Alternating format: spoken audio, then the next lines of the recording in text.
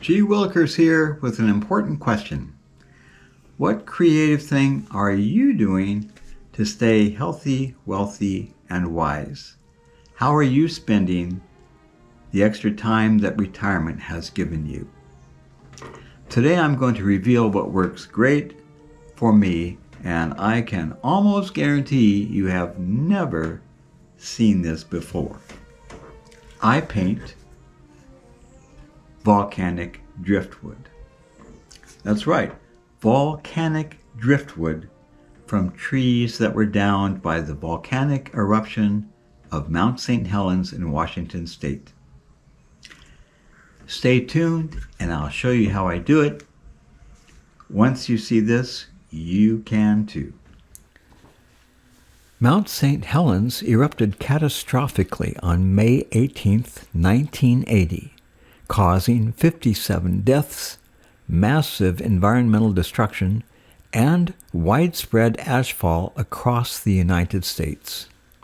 It was the most destructive volcanic event in U.S. history at the time, producing the largest subaerial landslide in recorded history. Over 4 billion board feet of timber were blown down, and volcanic mud flows swept down river valleys, reaching the Columbia River about 50 miles away. These downed trees, knocked flat to the earth by the intensity of the blast, are still quite visible today. This is Swift Reservoir on the south side of Mount St. Helens. While walking along the shore there one day, I noticed that some of the driftwood pieces on the ground reminded me of animals, fish or serpents or dragons. And I got the idea to take some of these home and paint them so as to accentuate the animal I was seeing in the wood.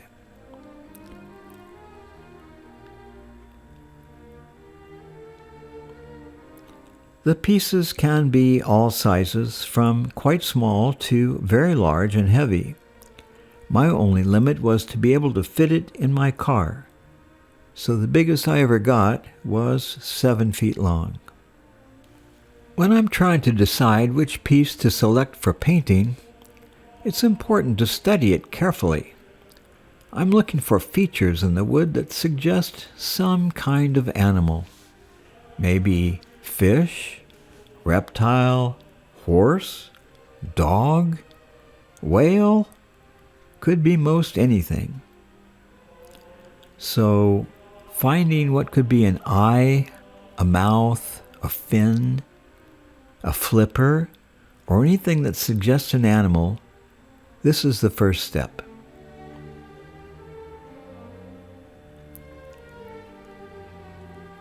Then I look at how the water has carved into the wood, revealing its structure and layers.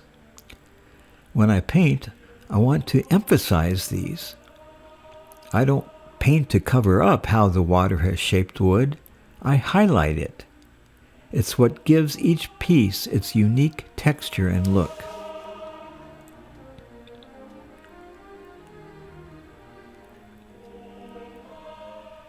Once I've found a piece that seems to be calling out for artistic rendering, the first thing to do is wash it carefully to get the sand and dirt off. This enables me to see better what secrets are hidden in the wood.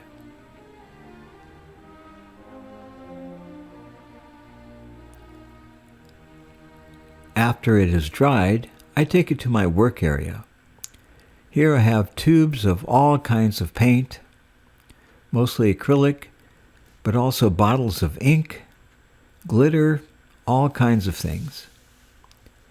I never know what the wood is going to ask for, and I never have an exact plan about what to do.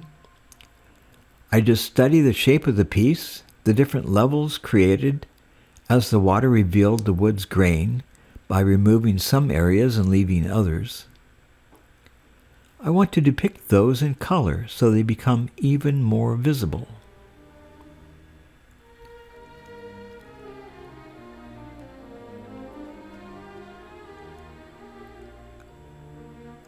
This can be a very time-consuming process, especially when the wood has many unique areas that should be accentuated. So each piece normally takes several weeks to complete. A large one can take months.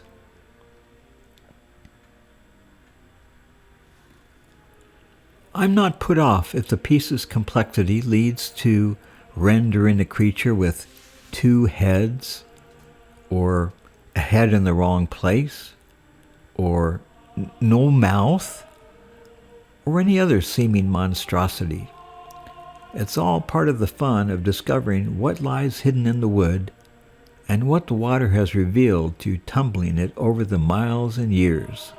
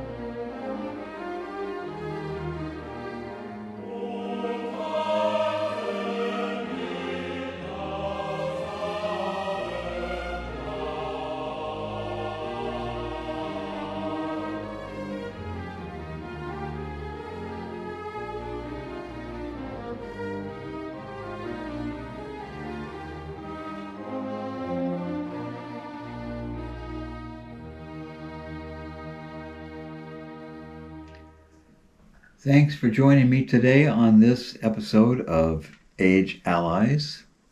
I hope what you've seen will be maybe inspirational or useful to you in some way. Please join me again for the next time, and appreciate it if you leave comments and also subscribe to my channel. Thank you.